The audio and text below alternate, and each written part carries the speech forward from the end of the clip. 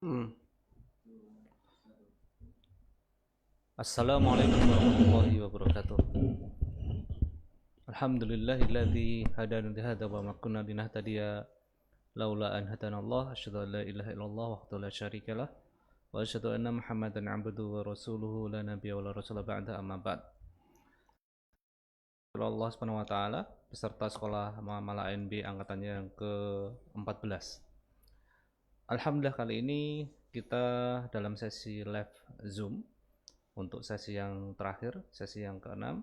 Dan insya Allah pada malam ini kita akan dibersamai oleh Ustadz Amin Nur Bait. Dan sebagaimana seperti live sebelumnya, nanti teman-teman silahkan untuk menanyakan perihal materi yang sudah kita bagikan atau materi-materi fikih muamalah, studi kasus atau yang sejenisnya, atau terkait dengan soal-soal ujian pekanan yang mungkin banyak dari teman-teman yang kadang ada soal-soal yang tidak dipahami sehingga salah menjawab. Dan nanti teman-teman silahkan untuk resen. Peserta yang resen, nanti kita akan memilih peserta yang paling dulu untuk resen sesuai urutannya. Kemudian kita juga akan membacakan pertanyaan di chat. Jadi silahkan teman-teman untuk mengirim pesan. Dan mari kita sapa Ustadz Amin Nur Bait. Assalamualaikum Ustadz. Waalaikumsalam warahmatullahi wabarakatuh. Ada kendala teknis Iya, sehingga live session malam ini tertunda cukup lama. iya. Dan kita sampaikan permohonan maaf kepada para peserta karena tadi kita sudah mencoba berkali-kali namun sempat putus ya. Iya. Baik. Jadi gimana ini? Langsung saja yang resen atau? Langsung saja Ustadz. Baik, silakan. Baik, kita akan lanjut peserta yang resen paling awal. Di sini ada Bapak Ahmad Syah Jambi. Silakan untuk membuka mic-nya. Silakan Bapak.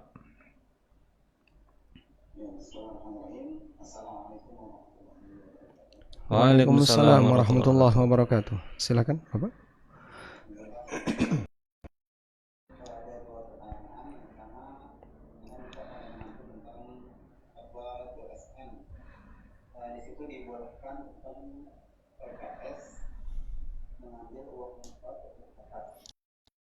LKS dibolehkan apa? Bisa diulang. LKS dibolehkan? Oke, Hamis Jadi ya.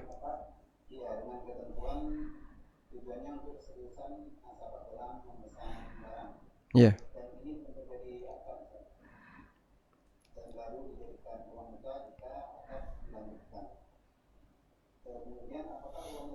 Boleh digunakan oleh LKS.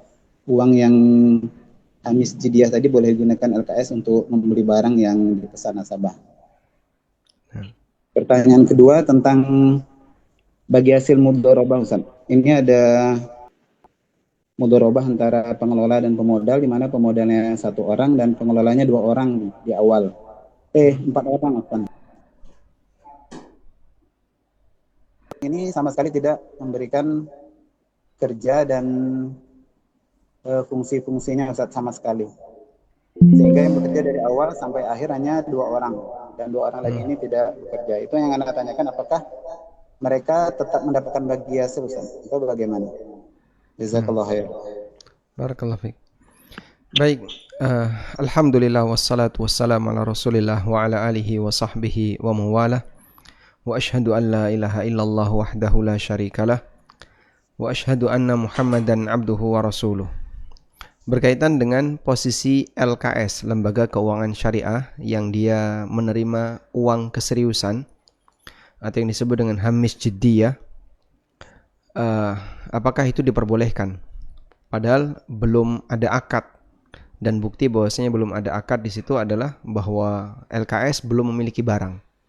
Nah, sementara kita menjaga satu prinsip, kalau orang belum memiliki barang, tentu saja dia tidak boleh melakukan akad dengan barang itu, kecuali kalau akadnya adalah akad salam. Maka dalam hal ini, ketika si A sebagai calon konsumen pesan misalnya sepeda motor kepada LKS, dan LKS belum punya unit itu, lalu si A membayar hamis jiddiyah. Status hamis jiddiyah ini harus sebagai uang jaminan dan dia adalah uang titipan. Dia uang titipan artinya dia tidak boleh dijadikan sebagai hak milik LKS. Sehingga hanya sebatas uang jaminan untuk membuktikan bahwasanya orang ini adalah orang yang serius. Dan meminta jaminan untuk keseriusan, untuk membangun kepercayaan itu boleh. Tidak harus ada akad utang piutang di sana. Saya boleh saja misalnya Bapak datang ke kantor kami terus saya kurang percaya apakah Bapak orang terpercaya atau tidak. Baik, tolong Anda ngasih jaminan uang senilai 5 juta. Ya, misalnya ditaruh di CS ya, atau ditaruh di setelah itu silakan Bapak masuk ke ruangan kami, ke kampus kami. Lalu Anda keliling, setelah Anda mau keluar, Anda ambil lagi jaminan tadi. Boleh. Artinya keberadaan uang jaminan atau barang jaminan yang diberikan kepada orang lain itu tidak harus dalam akad utang piutang. Karena tujuannya adalah untuk membangun kepercayaan dan seterusnya. Namun perlu disadari bahwasanya jaminan di sini tidak boleh jadi hak milik, sehingga statusnya adalah uang titipan yang nanti akan dikembalikan apabila fungsinya sudah selesai. Ya. Dan hamis jiddiyah dalam hal ini boleh dalam posisi agar menunjukkan keseriusan si calon konsumen yang pesan barang tadi. Kalau kemudian akad sudah terjadi atau akad dibatalkan, maka hamis jiddiyah harus dikembalikan. Wallahu alam. Kemudian yang kedua berkaitan dengan mudharabah tadi ya. 4 orang mereka kongsi atau sama-sama tanam modal. Yang 2 kerja, yang 2 tidak bekerja. Nah, apakah mereka tetap mendapatkan bagi hasil yang tidak bekerja ini? Ada satu kaidah yang mengatakan yustahaqqu ribahu imma bil mal au bil amal. Seseorang berhak mendapatkan keuntungan karena 2 sebab. Pertama, bil mal, karena dia punya modal harta. Au bil amal, atau karena dia punya kerja. Sehingga kalau di situ ada orang yang dia punya modal dan punya kerja, maka dia mendapatkan bagi hasil yang lebih besar. Ada orang yang punya kerja tapi tidak punya modal, dia dapat bagi hasil dari kerjanya tapi tidak bagi hasil dari modalnya. Ada orang yang punya modal tapi nggak kerja, berarti dia dapat bagi hasil dari modalnya, tidak dari kerjanya. Dan demikian seterusnya. Baik, maka mungkin sederhananya begini, hasil setelah dipotong operasional dibagi menjadi 2. Hasil untuk pemodal dan hasil untuk pengelola. Jadi ada modal atau pengelola. Sudah? Lalu nanti yang pemodal dibagikan kepada semua pemodal sesuai dengan porsinya. Yang pengelola dibagikan kepada semua pengelola sesuai dengan porsinya. Dengan demikian ada yang mendapatkan jatah lebih banyak sesuai dengan keterlibatan dia di unit usaha itu. Baik, kita beralih di chat Ustaz. Ada Bapak Bakhtiar di sini yang pertama kali beliau chat. Beliau bertanya, Assalamualaikum Ustaz. Waalaikumsalam warahmatullahi wabarakatuh. Semoga Allah memberikan keberkahan kepada Ustaz dan keluarga. Izin bertanya, Ustaz, saya memiliki akun bank digital dan saya mendapatkan uang masuk dari bank tersebut sebesar 25.000 dan 3.000 dengan keterangan bonus bank fulan debit card. Bonus bank debit card. Apakah ini termasuk bunga bank, Ustaz? Syukran, jazakallahu khairan. Bank fulan, ya, debit card. Iya. Tiba-tiba ada uang masuk 25.000 atau 3.000 dengan keterangan ini sebagai bonus bank titik-titik debit card.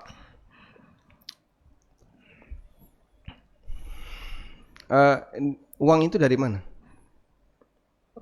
Pemberian dari bank misalnya. Biasanya dapat bank. Kayak merchant atau apa ya, kayak bonus seperti itu. Bisa jadi transaksi kita besar atau sering kita menggunakan untuk kegiatan transaksi kita dapat Baik. bonus.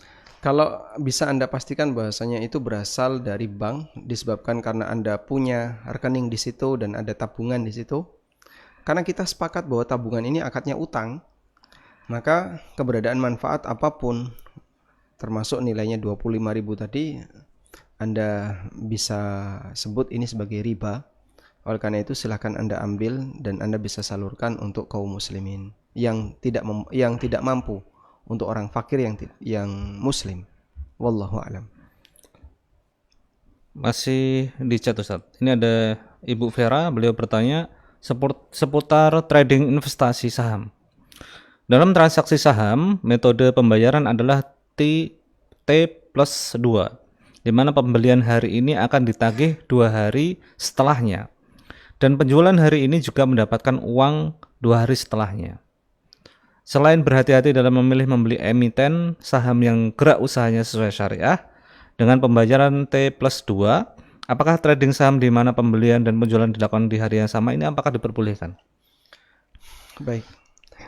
Di bagian ini memang sudah lama menjadi titik perbedaan di kalangan para ulama dalam melihat model short selling untuk trading saham. Namun kalau Anda merasa di situ gorornya besar, karena ternyata di situ angka untuk membeli aset dari perusahaan yang menerbitkan saham, tapi ternyata lebih kepada trading saham yang dikehendaki. Jadi dia beli pagi, mungkin siang sudah mengambil margin dan seterusnya. Mungkin sebagai kehati-hatian Anda jangan terlibat di situ. Sebagai kehati-hatian Anda jangan terlibat di situ, sehingga Anda bisa cari model bisnis real yang lain. Karena kenyataannya di sini dia belum menerima dari saham tadi, sehingga di situ kan T plus 2, transaksi plus 2 hari kerja. Sehingga kalau dia transaksi di hari Jumat, maka mungkin akan serah terima akan dilakukan di hari Senin. Di hari Ahad sudah dia jual. Menjual sesuatu sebelum dia terima, dan itu diterjemahkan oleh Ibnu Abbas, dzaka darahim bidarahim wa ta'amu murja. Hakikatnya adalah duit ditukar dengan duit. Sehingga yang dia lakukan, dia membayar uang senilai tertentu lalu masuk uang senilai tertentu. Padahal dia belum menerima dari transaksi saham yang dia lakukan. Wallahu alam. Baik, kita beralih di Resen Ustaz. Di sini ada Bapak Adi Wiguna. Silakan untuk membuka mic-nya Bapak.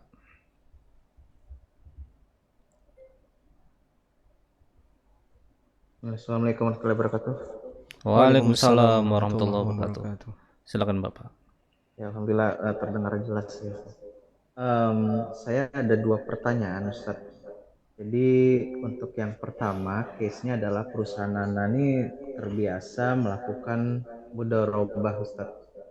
Dimana kita kadang ada beberapa project yang waktunya singkat atau dengan termin waktu tertentu kita modali gitu.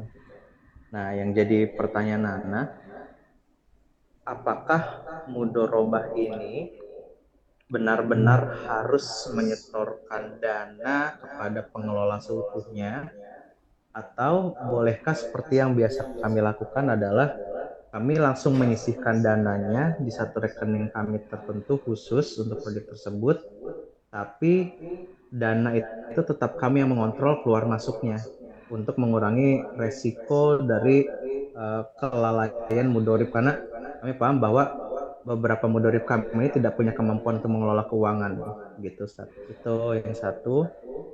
Yang kedua, Ana sedang bikin project lagi Ustaz, di mana Ana membuat suatu brand, kemudian Ana rencana untuk melakukan syirkah musyarakah di mana investor menyetorkan modal, tapi Ana itu menyetorkan aset di mana asetnya berdasarkan oleh valuasi brand yang akan Anda buat tersebut.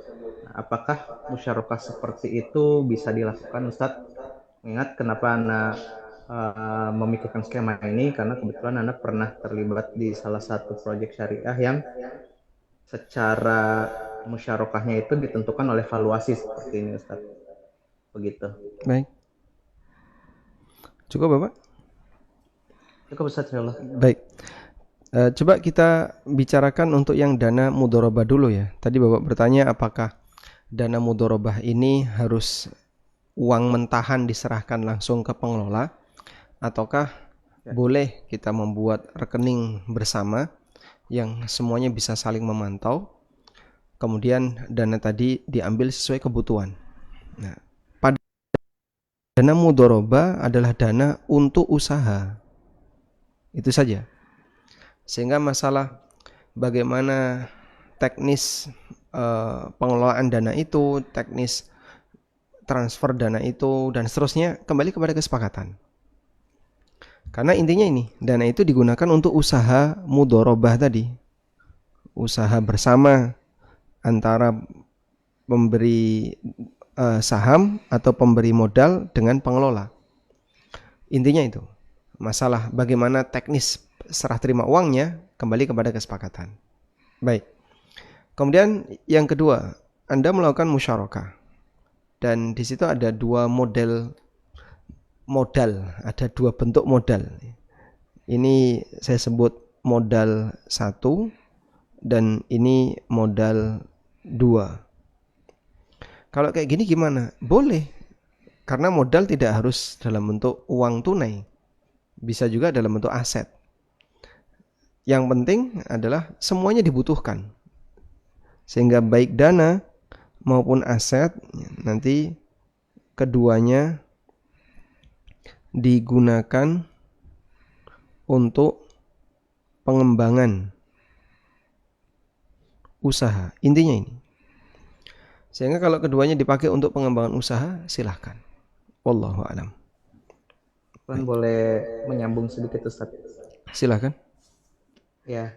Nah, untuk yang modal dari aset ini kan sebetulnya sifatnya intangible Ustaz ya, dimana valuasinya ini nilainya belum tentu real, tapi kan proyeksi Ustaz ya.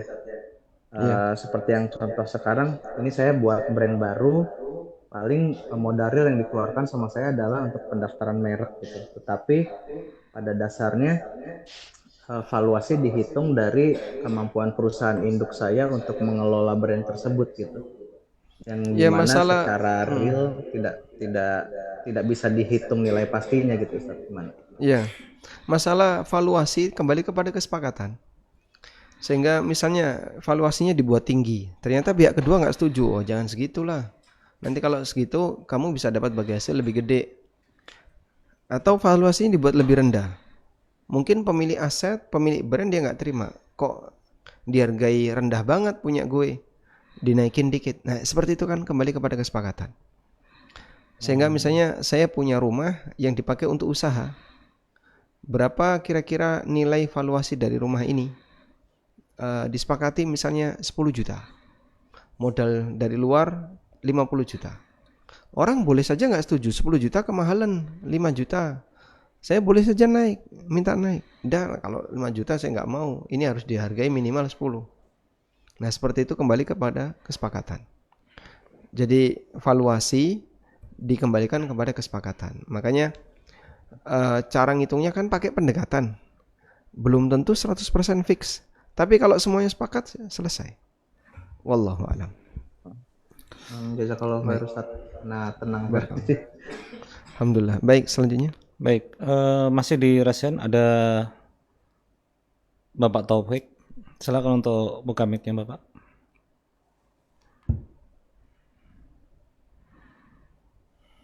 Assalamualaikum.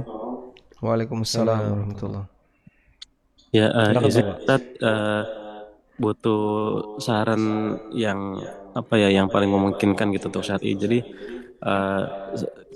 punya tanah Ustadz, punya tanah di misalnya dekat kampus negeri gitu ya. Jadi berpeluang untuk kos-kosan, untuk usaha, tapi kami hanya punya dana untuk beli tanahnya aja gitu Ustadz. Nah, untuk terkait usaha-usaha itu kira-kira apa yang memungkinkan ya Ustadz, yang baik dan ya syar'i gitu Ustadz. Mohon saran nasihatnya. Kalau masalah peluang saya nggak tahu Pak ya. Kira-kira peluang apa yang Misalnya untuk bagus? bangun kos-kosan gitu. Apakah untuk warung ataukah kos-kosan atau untuk bikin Atau untuk tempat kursus ya. Kalau bangunnya gitu. nah, Bapak tanya tentang model akad, kami bisa Akad. bantu. Baik. Iya, itu maksudnya untuk model akadnya kalau misalnya kos-kosan gitu Ustaz. Baik. Jadi di posisi ini sebidang tanah yang Bapak punya mau dibangun kos-kosan. Nah, di sini kan berarti Bapak butuh investor. Bapak butuh investor. Nah, karena kos ini tentu saja bangunan permanen, ya. Lalu kira-kira akad seperti apa yang bisa dilakukan? Mungkin Bapak bisa melakukan akad ini, BOT, Build, Operate, and Transfer. Akad BOT itu gabungan antara akad jasa dengan akad istisna. Dan para ulama sudah membahas ini dan diperbolehkan. Karena dua akad ini tidak saling bertentangan. Sehingga investor menyewa lahan Bapak selama waktu tertentu dan akan dibayar dalam bentuk bangunan kos-kosan yang ada di tanah Bapak. Jadi investor akad BOT ya, yang terjadi di situ adalah investor bangun gedung di lahan ini misalnya milik si A ya, di lahan A ya. Kemudian investor sewa lahan A selama misalnya 20 tahun dan akan dibayar ya dengan gedung tersebut di usia 20 tahun. Ini model akad BOT. Jadi selama 20 tahun nanti Bapak nggak mendapatkan hasil apapun. Tapi investor memanfaatkan lahan itu dalam bentuk dia sudah punya gedung. Nah, dari gedung itu disewakan untuk kos-kosan dan seterusnya. Selama 20 tahun semuanya milik investor. Setelah 20 tahun, gedung diserahkan ke Bapak dan sekarang 100% jadi punya Bapak. Sehingga hasilnya jadi milik Bapak semuanya. Bisa dipahami insya Allah ya. Nah, ini model akad BOT seperti ini diperbolehkan. Cukup, Ustaz? Baik, kita beralih pertanyaan di chat Ustaz. Ini ada Ibu Rita Yuniarti terkait dengan koperasi ini Ustaz. Izin bertanya Ustaz, kami koperasi konsumen syariah bekerja sama dengan toko grosir besar. Kami menyediakan tempat usaha, yaitu tokonya. Kemudian mereka menyediakan barang dagangannya, SDM dan sistemnya. Kami memperoleh bagi hasil 0,5% dari total omset. Apakah kerja sama seperti ini sesuai syariah? Salah. Ya. Jadi posisi supplier, dia mensuplai sebuah toko milik koperasi konsumen syariah. Lalu posisi koperasi karena selain tempat ya, diberi 0,5% dari omset. Kalau itu 0,5 apakah harus gitu? Itu kesepakatan. Anda bisa minta saya jangan 0,5%, saya minta 1% atau 2% atau sekian persen sesuai kesepakatan. Sehingga kalau pihak supplier bersedia untuk ngasih 1% atau ngasih 2% atau berapapun persen, silahkan untuk Anda sepakati dengan pihak supplier. Wallahu a'lam. Satu lagi Ustaz. Ini yang supplier ini menjual rokok, di mana rokok tersebut best seller Ustaz. Namun marginnya sedikit sekali, cuma 500 per PCS. Kami tidak bisa meminta mereka menjual rokok khusus di toko kami. Apa yang mesti kami lakukan? Apakah boleh mengeluarkan hasil keuntungan rokok tersebut untuk kegiatan sosial? Ya, secara sengaja apa mau menderma tapi dengan hasil yang bermasalah kan tidak boleh. Sehingga harus dengan tegas, kami tidak mau jualan rokok. Jadi kalau mau lanjut kerjasamanya, bersihkan rokok. Kalau enggak, ya sudah kita berakhir. Mungkin bisa ditegaskan demikian karena kasihan. Merokok itu sudah meracuni banyak sekali kaum muslimin, masyarakat Indonesia secara umum. Dan kita terlibat dalam aktivitas itu menjadi bagian dari menjadi bagian dari pemasaran rokok dan seterusnya. Bukan masalah kan nanti uang haramnya bisa dipakai untuk sedekah, nggak kayak gitu. Kalau sudah jelas salah, yang benar tidak bisa membenarkan amalan yang salah.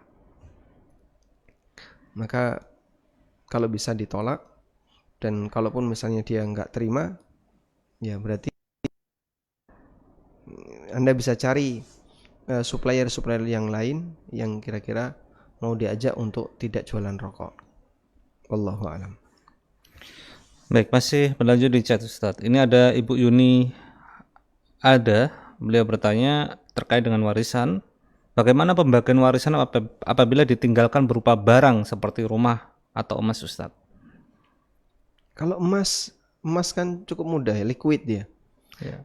Sehingga mungkin kami perkenalkan tentang objek warisan. Ada yang liquid seperti uang, kemudian emas, lalu perabotan kecil. Nah, objek-objek yang liquid seperti ini bisa langsung dibagi.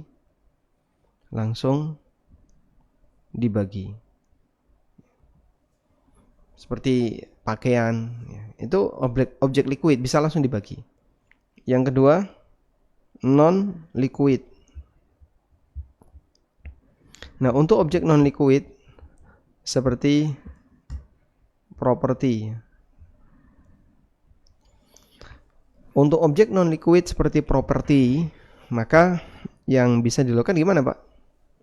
Yang bisa dilakukan adalah gunakan metode akuisisi salah satu ahli waris. Jadi ada nggak ahli waris yang tertarik untuk membeli rumah itu? Kalau ada, berarti dia nanti bayari ahli waris yang lain. Maka rumah ini misalnya ada 5 ahli waris, A, B, C sampai E. Rumah ini akan dibeli oleh A. Sudah disepakati dengan saudara-saudaranya. Sudah, kemudian A membayari ke saudaranya sesuai dengan harga yang disepakati. Wallahu a'lam. Baik, atau kalau misalnya nggak ada yang mampu ya Pak, ya sudah dimiliki bersama untuk dinikmati bersama. Tinggal bareng-bareng, Ustaz. Baik, kita beralih di resen, Ustaz. Ada Ibu, sebentar, ada sepertinya tidak sinkron, Ustaz. Ada Bapak Andika Suprayogi. Silakan Bapak. Assalamualaikum warahmatullahi wabarakatuh, Ustaz. Waalaikumsalam warahmatullahi wabarakatuh. Afwan, Ustaz, izin bertanya, Ustaz. Yang pertama yang mau Anda tanyakan ini terkait wakaf hybrid, Ustaz. Terkait apa? Pernah wakaf hybrid. Wakaf hybrid. Okay. Ya, wakaf hybrid, Ustaz. Nah, itu penjelasannya seperti apa? Karena yang Anda tahu itu wakaf hybrid itu ada wakaf mustarak ya, Ustaz ya, dalamnya itu Ustaz ya. Seperti itu. Wakaf mustarak. Wakaf mustarak ya, itu. Nah, itu minta sedikit penjelasannya Ustaz terkait itu. Terus bertanya yang selanjutnya itu Ustaz, kebetulan Anda kan seorang developer Ustaz dan sudah bekerja sama dengan perbankan syariah. Kita melakukan musyarakah Ustaz ya. Nah, terus musyarakah yang kita lakukan itu bekerja sama antara kita dengan bank syariah tersebut, kemudian rumah tersebut dijual kembali dibeli oleh konsumen yang akan diambil juga sama bank syariah yang kita kerjasama itu, Ustaz. Apakah itu diperbolehkan seperti itu? Misalnya Bapak sebagai konsumennya, developer. iya saya sebagai developer, terus kita Ya, kerjasama dengan bank syariah, masyarakat. Nah, tapi konsumen yang masuk itu diambil juga dengan bank syariah sebagai nasabahnya gitu, Ustaz. Apakah itu diperbolehkan, Ustaz? Bapak dapat uang tunai nggak? Enggak, Ustaz. Jadi kalau ada cicilan baru dibayar. Benar, gitu. Baik. Terus pembagian hasilnya juga ketika sudah berakar, sudah laku, baru itu kita dibagi hasilnya, Ustaz. Seperti itu. Terus yang selanjutnya, Ustaz, di bank syariah itu kan sampai saat ini itu masih ada klausul takzir, Ustaz ya. Nah, takzir terhadap konsumen yang membeli ke bank syariah. Nah, gitu. Terus kemarin waktu Zoom yang terakhir bersama Ustadz, Anda mendengar bahwa takzir itu kalau sebagai hukuman itu boleh gitu ya Ustadz ya. Jadi, sebagai bentuk hukuman pada konsumen yang zolim lah, punya uang tapi sengaja untuk tidak membayar. Nah, itu apakah juga benar diperbolehkan kalau seandainya misalnya di awal gitu Ustadz memang udah sebagai syarat gitu. Baik. Ustaz, itu aja sih Ustaz. Baik, Bapak bertanya tentang wakaf hibrid atau wakaf mustarok. Iya. Jika yang dimaksud wakaf mustarok di situ adalah objek ini tidak diwakafkan 100%. Benar. Saya wakafkan 50%, saya pertahankan 50%. Boleh saja. Sehingga misalnya si A wakaf perusahaan. Saya mau wakaf perusahaan. Saya wakafkan setengah dari perusahaan ini. Setengah punya saya, setengah punya unit sosial. Boleh. Nah, kemudian nanti pengelolaannya dari pihak wakif. Lalu ketika ada hasil, sisanya dibagikan kepada para pemilik saham. Jadi mungkin saya tuliskan di sini ya. Wakaf mustarok. Seseorang belum mau melepas secara utuh objek wakaf yang dia wakafkan. Sehingga misalnya si A wakaf unit usaha, misalnya warung. Si A wakaf warung. Tapi yang dia wakafkan 50%. 50% dari warung tadi. Udah? Berarti 50%, maka warung tersebut 50% milik A, kemudian 50% milik umat. Ya. Begini. Ya. Lalu ada hasil warung. Nah, hasil warung kan dibagi menjadi dua ya. Hasil untuk pengelola dan hasil untuk pemilik saham. Nah, jika kemudian pengelola dikasih anggaplah biar kelihatan 60%. Berarti pemilik saham 40%. Begini. Nanti pemilik saham dibagi menjadi dua. Untuk dana umat 50% berarti 20%. Kemudian yang kedua adalah untuk pemilik pribadi. Milik pribadi. Baik. Berarti ini juga 20%-nya. Wallahu a'lam. Baik, insyaallah bisa dipahami ya. Jadi nanti pribadinya tetap dapat 20%. Lalu akad musyarakah dengan bank syariah seperti yang Bapak ceritakan tadi.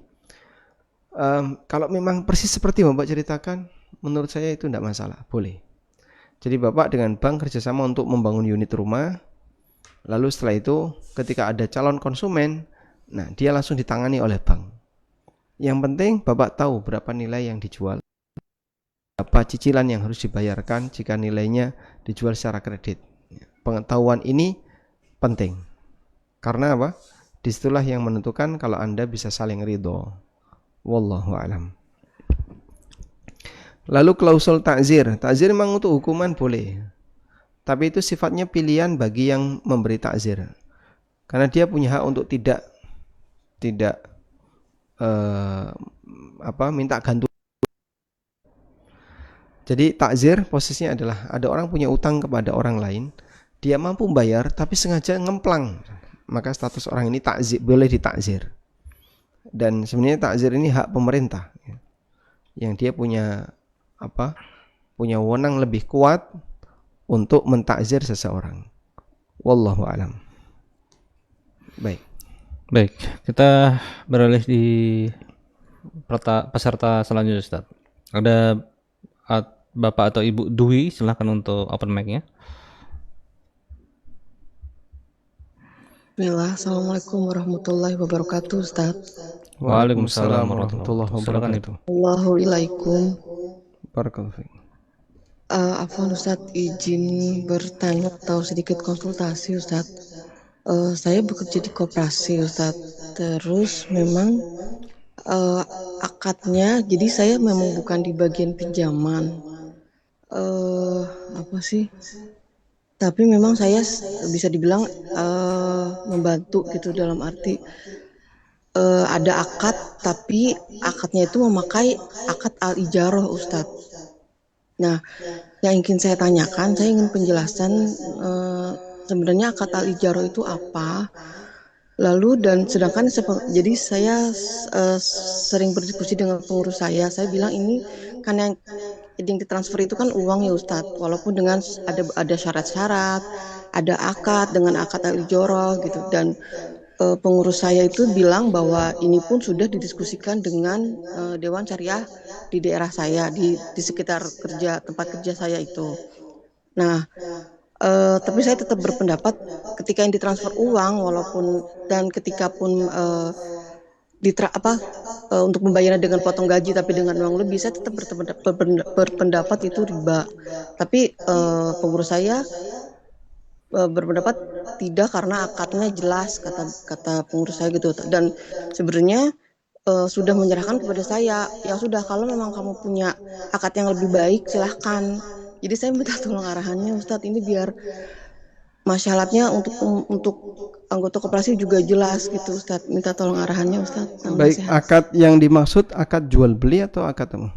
Jadi ada beberapa macam Ustadz. Jadi keperluannya tuh dari anggota itu macam-macam. Ada yang buat renovasi rumah, ada yang untuk bayar sekolah, ada yang untuk kesehatan atau usaha atau nikah. Jadi tuh, tapi dijadinya tuh satu akad Ustadz. Jadi ijarah tadi. Iya Ustadz. Ijarah itu akad sewa, jual beli jasa itu namanya ijarah. Nah, pertanyaannya yang disewakan itu apa? Jadi ya itu mereka dengan menyertakan persyaratan, misalnya dengan syaratnya misalnya ID card dan lain, slip gaji. Nah, terus terakhir itu rincian pinjaman. Jadi jatuhnya tetap aja bagi saya itu juga agak-agak nggak nyambung. Ya. Yang diterima konsumen itu uang atau barang? Uang Ustadz. Nah, jadi mereka membeli itu akad. Baik. Yang dimaksud adalah menyewakan uang, tidak ada istilah menyewakan uang. Ya Ustadz, itu gimana ya Ustadz? Nah, menyewakan uang ini kan berarti kamuflase riba. Biar karena akadnya akad utang, dia ngasih utang, kemudian nanti kembali dengan nilai yang lebih. Iya. Walaupun mereka bilangnya itu nanti akan 0, jadi dibagi-bagi gitu Ustadz, misalnya 0,3% kan secara profitnya, kalau saya bilangnya mau nggak mau itu profitnya tuh 0,9%. Jadi 0,3% untuk SHU barang apa yang dibagikan pada saat RAT, setelah RAT, terus ada yang untuk operasional, ada yang kalau nggak salah juga ada dana sosial gitu, saya lupa Ustadz. Tapi terus ketika mungkin yang saya ada positifnya, ketika ada yang melakukan pelunasan itu memang tidak ada denda atau memang malah dikurangi gitu Ustadz, nggak semuanya dipotong. Iya, jadi cuma ini gitu, nggak yang pakai denda atau lebih gitu. Makanya mungkin lebih senang dilunasi, tapi itu jarang sekali Ustadz, yang ada nambah. Belum lunas nambah, itu baiknya akadnya seperti apa ya Ustadz? Saya agak-agak bingung untuk bikin. Sebenarnya sederhana ya. Intinya kan gini, koperasi ini punya uang. Lalu melayani orang yang butuh sesuatu. Intinya kan gitu ya. Ya, betul, maka Ustadz. Bisa menggunakan metode palu nggak ada, palu mau gua ada. Sehingga tadi Anda sebutkan melayani A, melayani B, melayani C, sangat mungkin dilayani semuanya. Tapi caranya koperasi beli dulu, ya. Setelah itu menerima barang yang dia beli, baru dia jual ulang kepada anggota atau calon nasabah tadi. Nah, dari situ dijual secara kredit, koperasi mendapatkan margin. Maka margin ini halalan thayyibah. Karena akadnya jual beli. Dan karena akadnya jual beli, berarti calon konsumen tadi atau anggota yang beli tadi nerimanya bukan uang, tapi nerimanya apa yang dia butuhkan.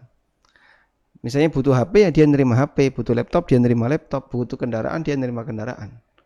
Butuh bahan bangunan, dia nerima bahan bangunan. Bukan nerima uang. Jual beli kan bukan nerima uang. Akad wakalah gitu bisa nggak sih Ustaz? Wakalah itu, wakalah kan artinya mewakilkan ya. Dia suruh datang ke toko, si calon nasabah tadi, anggota tadi datang ke toko, sudah sebagai wakil dari koperasi. Sudah. Setelah sampai di toko, dia milih apa yang diinginkan. Oke, setelah pilih, berarti barang ini milik siapa? Koperasi. Oh, belum ya? Betul sekali punya koperasi. Karena kan dia belum beli, dia itu wakilnya koperasi membelikan. Setelah jadi milik koperasi, berarti boleh nggak dijual ke konsumen? Boleh. Boleh, berarti kan harus ada orang koperasi yang datang ke sana. Karena Bapak sudah beli, sekarang kami terima. Orang koperasi menerima barang itu. Oh, berarti jadi, yang ke tokonya gitu misalnya orang koperasinya Ustadz, bukan yang bukan anggotanya. Anggota di sini wakil koperasi dalam membeli barang. Jadi di sini ini ada, anggaplah misalnya toko HP. Terus koperasi mendapatkan calon konsumen namanya si A, dia datang, saya butuh HP. Baik Pak, silahkan kamu datang ke toko HP yang Bapak inginkan. Ya, si A berangkat ke situ sebagai wakil koperasi. Ini kan wakil. Nah, pertanyaannya, wakil di sini wakil apa?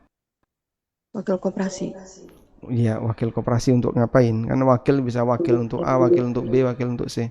Misalnya membeli HP gitu. Wakil untuk beli HP, sudah. Nah, setelah dibeli berarti HP punya siapa? Koperasi. HP milik koperasi. Belum jadi miliknya A kan? Oke, iya. Nah, setelah jadi milik koperasi, berarti HP ini seharusnya ditaruh mana? Di koperasi. Nah, tapi kan mungkin A enggak mau, dan koperasi juga ini repot, langsung aja kasihkan ke A. Iya. Ya. Kalau bahan bangunan kan enggak bisa bawa dulu ke koperasi kemudian diantar lagi ke A. Intinya berarti orang koperasi harus datang ke sini untuk nerima barang tadi. Nah, misalnya di sini karyawan koperasi, karyawan, dia datang ke A yang sudah menerima barang itu, sekarang barang sudah saya terima. Berikutnya saya jual ke kamu wahai A dengan cara kredit, boleh. Sesederhana ini sebenarnya. Syariah itu, akad muamalah dalam syariah sangat mudah. Cuman kadang dibuat ribet, dan jangan terpaku dengan istilah. Di forum Zoom ini, tadi sempat penanya pertama sudah mengajukan pertanyaan. Beliau paham tentang fikih koperasi. Karena materi ini sebenarnya sudah cukup lama kita kupas di ANB Channel. Tapi mungkin barangkali ada beberapa orang yang baru saja belajar, sehingga kayak istilah Hamis Jidiyah dia belum ngerti dan seterusnya. Yang itu semuanya adalah produk LKS, Lembaga Keuangan Syariah, mau KSPPS, mau koperasi A, koperasi B, tapi dia bagian dari produk Lembaga Keuangan Syariah. Baik. Kalau yang kayak tadi misalnya Ustadz, mereka mau bayar rumah sakit, jadi juga seperti itu Ustadz akadnya. Itu utang akadnya. Kalau akad utang tidak bisa, sehingga nanti koperasi nggak boleh mengambil margin. Nah, selanjutnya. Baik. Jazakallahu Ustadz, barakallahu fiik. Barakallahu fiik. Baik, kita beralih di chat Ustaz. Ini ada penanya dengan akun XP. Bagaimana hukumnya menjual jasa mengajar atau bimbel? Guru menetapkan bayaran sendiri kepada siswa yang diajar. Ya, sah-sah saja. Jasa itu kan pada asalnya yang berhak untuk menetapkan harga adalah penjual jasa. Ya sama seperti Anda ikut sekolah muamalah ANB ini kan, Anda membeli jasa kami. Jasa ya belajar. Kemudian kami tetapkan nilainya. Kalau mau gabung nilainya sekian. Berapa kemarin harganya? Untuk bergabung di sekolah muamalah? Gimana? 350. Nah, merasa, wah kok murah sekali. Nah, terus Anda transfer lebih 500. Nanti akan kami kembalikan 150. Anda merasa kok mahal, Anda boleh nawar. Sekian ya harganya. Boleh nggak saya nawar? Berapa Pak? 100. Wah, kalau 100 biaya kami nggak cukup. Misalnya ya. Terus penjual jasanya nggak mau, sah-sah saja. Karena dalam masalah harga kembali kepada kesepakatan. Wallahu a'lam. Baik, kita masih lanjut di chat Ustaz. Gambaran sederhananya terkait dengan skema asuransi yang sesuai syariah seperti apa Ustaz? Itu panjang ya. Panjang ya Ustaz.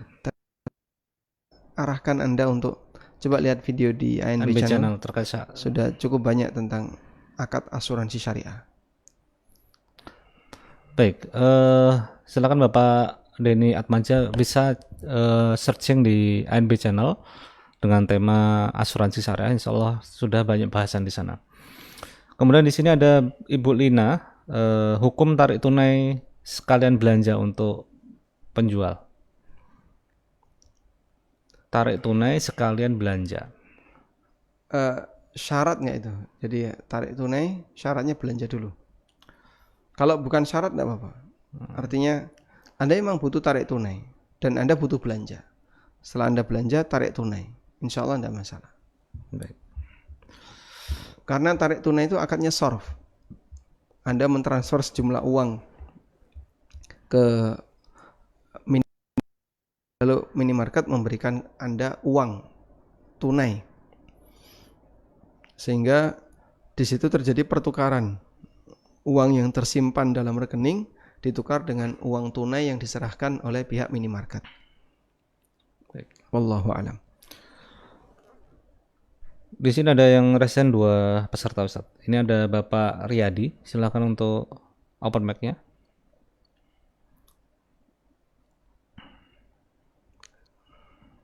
Ya, assalamualaikum Ustaz. Waalaikumsalam warahmatullahi wabarakatuh. Silakan. Ya, ini terkait akad istisna Ustaz. Tapi sebelumnya gini Ustaz, Anda pernah ikut pelatihan usaha konveksi tanpa punya konveksi Ustaz. Jadi teknisnya gini, Anda udah nawarin jasa konveksi, nantinya kalau deal mau ingin produk custom pakaiannya, Anda belanja bahan lalu Anda serahin ke pihak konveksi yang memang ada unit produksinya Ustaz. Satu kayak gitu. Nah yang kedua, satu kondisi Ana ini dapat orderan yang emang Ana ini gak bisa bikin, Ana nggak belanja bahan, cuman Ana terusin aja saat ke produsen yang emang bisa full ordernya gitu. Jadi Ana terusin begitu, boleh nggak tuh Ustaz? Nah, Bapak terlibat desain nggak? Yang mana Ustaz? Kalau yang pertama Ana terlibat, ada pembelian bahannya. Yang kedua. Kalau untuk yang pertama, apa Ustaz? Betul Ustaz? Yang kedua, Anda terlibat desain atau yang terlibat kedua, apapun? Aku nggak ada keterlibatan Ustaz. Jadi Ana cuman si klien pengen, Pak bisa lihat contoh bahannya kayak apa, Ana udah tunjukin. Cuman Ana lihat tunjukin itu dari yang produsen yang Ana order nantinya saat gitu. Baik. Untuk yang pertama, insya Allah bisa disebut istisna muwazi, istisna paralel. Jadi Bapak produsen, subkon ke produsen yang lain. Maka Bapak sebagai produsen yang subkon ini boleh saja akad dengan calon konsumen. Karena Bapak produsen. Yang kedua, kami sarankan yang paling selamat adalah Bapak wakil produsen. Wakil Karena produsen. tidak Oh, terlibat. Ustaz. Ya, Bapak jadi wakil produsen. Jadi minta izin kepada pihak produsen, boleh nggak saya menjualkan? Kalau mereka bilang silahkan, tapi nanti uangnya belakangan setelah dibayar. Enggak apa-apa. Kalau bisa seperti itu, insya Allah enggak masalah. Sehingga Anda sudah resmi jadi wakil produsen. Jadi yang kedua minta izinnya dulu Ustaz ya buat minta dinaikin gitu Ustaz ya. Minta Harganya gitu, izin Ustaz. memasarkan Minta izin. tanpa harus bayar dulu. Kalau enggak bisa, Pak, kami di sini bisanya beli lepas, baru setelah itu nanti silakan Bapak jualkan. Nah, kalau beli dulu kan berarti bukan wakil. Itu kan sudah jadi miliknya sendiri yang dia beli dulu. Wallahu a'lam. Baik, kita beralih. Ustaz, syukur. Ya. Barakallahu. Mas, ada satu lagi peserta di sini, ada Bapak atau Ibu Agi, silakan untuk open mic-nya. Assalamualaikum Ustaz. Waalaikumsalam warahmatullahi wabarakatuh. Silakan. Assalamualaikum. Barakallahu. Ustaz, saya masih agak rancu atau bingung terkait membedakan antara akad dan janji. Jadi seperti misal Ana lagi butuh uang rial gitu Ustaz. Misal Ana butuh 1.000 rial, kemudian Ana coba cari orang yang punya rial dan Ana punya rupiah. Tapi Ana melalui chat Ustaz, saya bilang saya butuh 1.000 rial, tapi saya baru transfer itu ketika saya sudah ketemu orangnya. Ketika saya sudah mengambil rialnya, di situ juga saya transfer uang rupiah saya ke dia. Nah, ketika Anda bilang saya mau 1.000 rial, itu jatuhnya akad atau janji Ustaz? Kalau itu jatuhnya rencana akad. Ya, janji itu mengikat sepihak. Di janji itu mengikat sepihak. Saya janji akan datang. Nah, itu mengikat yang ngomong tadi. Dia mengikat sepihak. Kalau akad mengikat kedua pihak. Maka untuk akad ya tidak, makanya janji dibatalkan sepihak bisa. Saya ngomong ke si A, saya janji besok datang. Nah, malamnya si A WA saya, besok nggak usah datang acara. Nah, jadi saya tidak bisa memaksa si A untuk saya tetap akan datang. Ya sudah, kalau begitu saya nggak menemui kamu misalnya. Maka saya sudah janji sama kamu, itu nggak berlaku sudah. Karena dia sifatnya sepihak. Lain halnya dengan akad. Baik, ini beli ya, berapa harga? Sekian, baik. Saya siap, saya beli ya. Walaupun harganya nanti. Walaupun pembayarannya nanti. Saya cuma 10% misalnya. Karena sudah akad, barang sudah saya bawa, maka sah. Sah sebagai barang saya. Masalah orang itu terima nggak terima, dia ya dibatalkan saja, saya nggak jadi, uangnya saya kembalikan, nggak bisa, karena kita sudah akad. Kecuali kalau dia membatalkan atas persetujuan kedua belah pihak. Kalau seperti itu nggak masalah. Wallahu a'lam. Baik, cukup. Baik, mungkin satu kali Ustaz. Baik. Terkait dengan waris Ustaz. Ini ada Ibu Nur Hayati. Beliau bertanya, Assalamualaikum warahmatullahi wabarakatuh. Waalaikumsalam warahmatullahi wabarakatuh. Apakah rumah, kendaraan, tempat usaha yang sudah ditempati seorang anak atas izin orang tuanya termasuk ke dalam harta waris yang mana anaknya cuma satu? Ya, termasuk warisan, karena itu kan milik orang tua. Dan karena anaknya cuma satu kan nanti balik lagi ke dia juga. Sehingga tetap terhitung warisan. Nah, di situ ada ibu, berarti ibu punya hak terhadap jatah waris bapaknya. Kalau nanti ada ibunya mayit, berarti neneknya anak ini, ya dia nanti dapat juga. Wallahu a'lam. Baik, cukup Ustaz? Baik, alhamdulillah. Iya. Mungkin demikian. Semoga bermanfaat. Wassallallahu ala nabiyyina Muhammadin wa ala alihi wa sahbihi wasallam. Wa akhiru da'wana anilhamdulillahi rabbil alamin. Wassalamualaikum warahmatullahi wabarakatuh. Waalaikumsalam warahmatullahi wabarakatuh. Jazakumullah khairan Ustaz Aminur Bajung sudah membersamai kita. Kami mohon maaf buat teman-teman yang sudah bertanya, kemudian ada yang resen belum sempat kita balas karena waktu sangat terbatas. Dan ini adalah pertemuan yang terakhir di sesi tanya jawab ya, di angkatan yang ke-14. Dan sedikit info ke teman-teman semua bahwasanya untuk ujian pekan kelima malam ini adalah malam terakhir. Kemudian nanti kita jeda beberapa hari dan insya Allah nanti hari Jumat lusa kita akan mengadakan ujian akhir. Jadi teman-teman silahkan untuk merojaah dari materi yang sudah kita bagikan. Ujian akhir ini akan menjadi syarat untuk mendapatkan isyahadah dengan nilai minimum 30 soal yang benar, 30 soal benar, yang mana ujian berjumlah 60 soal. Dan nanti teman-teman dengan nilai terbaik akan mendapatkan hadiah menarik dari kami. Untuk itu semangat untuk teman-teman merojaah materinya. Dan setelah itu ada wisuda, insya Allah di Selasa pekan depan ada wisuda dan pengumuman teman-teman, nilai teman-teman termasuk di peringkat teman-teman. Baik, kami ucapkan jazakumullah khairan dan kami mohon maaf kepada teman-teman semuanya. Kita akhiri doa kafaratul majelis. Subhanakallahumma wa bihamdika asyhadu an la ilaha illa anta astaghfiruka wa atubu ilaik. Wassalamualaikum warahmatullahi wabarakatuh.